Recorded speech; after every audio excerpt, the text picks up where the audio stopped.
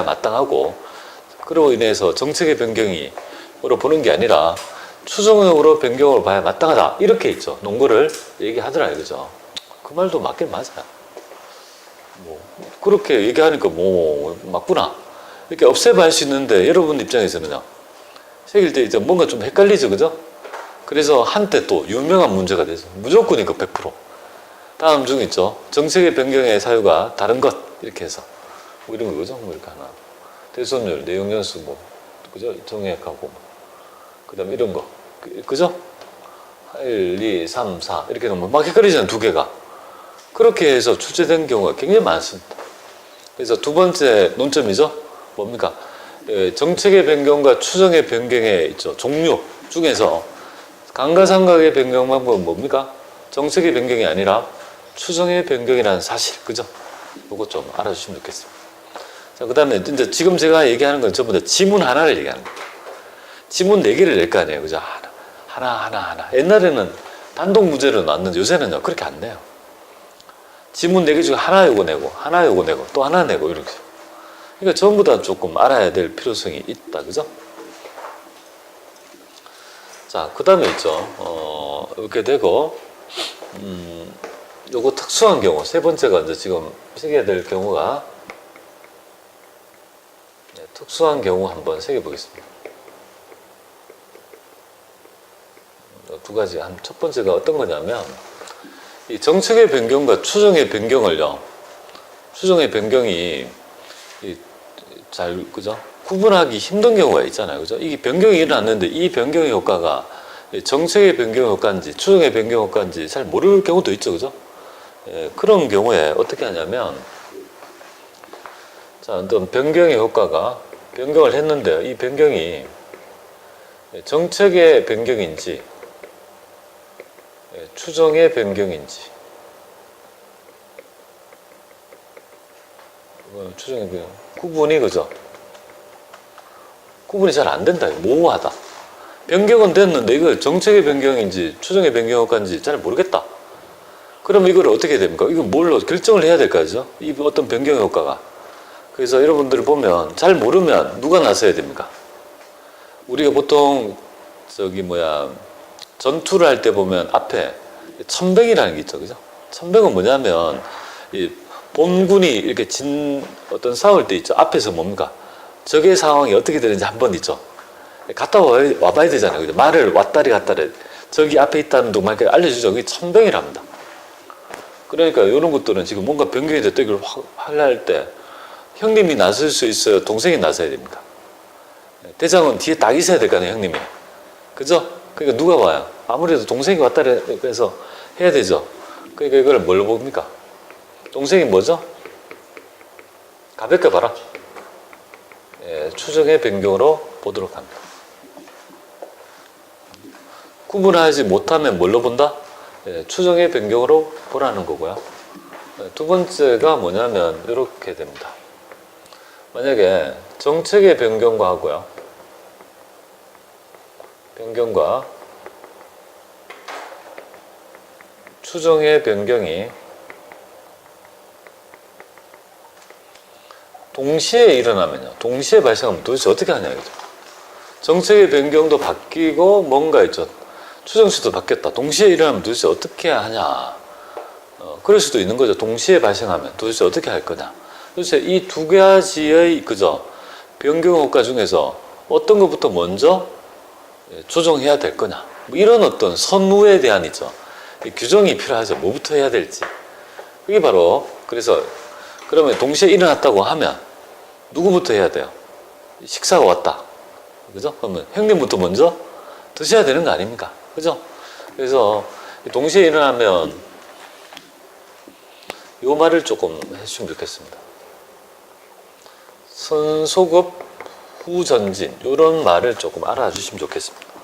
선소급 후전진, 먼저 후전진, 선후가 있다, 그죠? 먼저 소급법에 의해서, 그러니까 선소급은 뭐냐면 바로 정책의 변경부터 먼저 효과를 반영하는데, 여기 바로 정책의 변경은요, 예, 이거 변경의 효과를 조정하는 방법이 소급법이라는 게 있습니다. 예, 소급법에 의하고, 그래서 선소급이란 말이 먼저 소급법에 의한다는 거니까 정책의 변경부터 먼저 하는 거고요. 그 다음에 후전진, 추정의 변경은 전진법에 의합니다. 그래서 특수한 경우에 요 지문, 이게 이제 많이 되는데, 결국은 이 말이잖아요. 그러면 정책의 변경 효과는, 이거 정책의 변경에 따라 뭔가 종전 방법과 차이가 날 거 아니에요. 그죠? 이렇게 바뀌면 이거와 이거 했던 거 방법이 차이가 날 거고, 추정치를 바꿈에 따라 전과 후에 차이가 날 거 아니겠습니까? 이런 것들을 뭐라고 하냐면, 이런 차이 나는 금액을 회계 변경의 누적 효과래요. 누적 효과. 참 어려운 얘기를 하네요. 예, 이런 회계 변경에 따라 뭔가 나타나는 효과, 금액이 있잖아요. 이런 것들을 어떻게 조정할 거냐. 그 조정하는 방법이 바로 여러분들 177페이지에 보면 1번에 소급법, 2번에 보면 뒤에 보면요. 단기일괄처리법, 3번에 보면요. 전진법, 이렇게 세 개가 있잖아요. 그죠? 그것을 여러분들이 잘 몰라도 된다는 거야. 그냥 그렇게 그 모형을 전부 다 알아가지고 적용하는 건 세무 1급이니까 그때 좀 하고 그냥 간단하게, 그죠? 의미만 알면 돼. 여기 너무 세무 2급 과정을 준비하는데 이런 과정이 너무 깊어요, 솔직히. 그죠? 전공자면 모르겠지만, 그죠? 이건 뭐 실무자를 뽑는 이, 그죠? 양성하는 과정이 너무 오바 같은데요. 자, 이거는 여기 바로 소급법이라는 개념. 이거는요, 전진법이라는 개념. 이 소급법은 어떤 거냐면 변경 후의 방법으로 아예 소급하는 방법을 얘기하는 거고요. 전진법은요, 변경 후의 방법, 변경 전의 방법은 과거를 묻지 않는 거예요. 변경 후의 방법대로 앞으로 쭉 하는 방법을 전진법이랍니다. 전진한다, 그죠? 과거를 묻지 않고요. 소급법은요, 과거를 묻는 거고, 뭐 그런 방법이에요. 그래서 소급법, 전진법. 그래서 요거를 여러분이 설명은 제가 해드릴 수 있는데요. 해서 별로 뭐랄까 뭐 아무런 세무 1급은 해요. 왜냐하면 계산 문제까지 노출된 적이 있으니까. 그래서 하긴 하는데 조금 기쁜 것 같아요. 그냥 선소급법 요것만 아시면 좋겠고요. 오류수정은 어떻게 됩니까? 오류수정은 처리하는 방법이 뭐냐면 단기일괄처리법이라는 게 있습니다. 이 모형이 가장, 그죠? 구닥다리 모형이죠. 단기일괄처리법.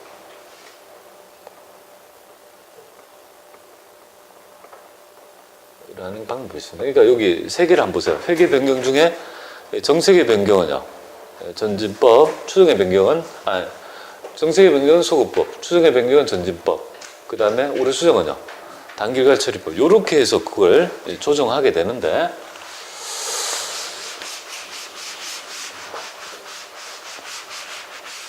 여기에서 오류수정에 관해서 조금 말씀드리면요, 조금 더 던질하면, 요거는 두 개 됩니다. 이 오류가 중대한 오류인가 아닌가에 따라, 중대한 오류이냐 아니냐에 따라 이게 달라지게 됩니다. 내가 뭔가 빠뜨렸어요. 아까 전에처럼 외상 매출금 10만 원을, 그죠? 누락했다. 이렇게 하면 그 오류가 정말 중요하냐 안 하냐에 따라 판단하는데, 그거는 획일적인 개념이 아니라 상대적 개념입니다. 우리 회사의 매출이 1조예요. 그죠? 1조인데 1조 원의 매출을 일으키는 회사인데 10만 원 매출을 안 했다 하면 그건 뭐야? 중대합니까, 그게? 그거 뭐 1조 원 매출에 10만 원 누락했다 해서 그게 중대한 오류입니까? 정부 영자 입장에서 그걸 빠뜨렸다 해서 완전히 엄청나게 의사결정이 왜곡한 게 나타납니까? 그건 대세에 영향이 없는 거죠. 그런 것들은 뭡니까? 중대한 오류가 아니라는 거 보는 거고요. 중대한 오류라는 거는 만약에 그 회사의 매출이 50만 원이었다면 어떻게 됩니까? 50만 원인데 10만 원을 매출 누락했다면 상대적으로 굉장히 큰, 그죠? 금액이 누락이 된 거죠. 그러면 그런 것들은요, 중대하다고 보는 거야. 그럼 중대한 오류는 소급법에 의해서 그죠? 소급합니다. 중대하지 않은 오류는요? 아까 전에 여러분들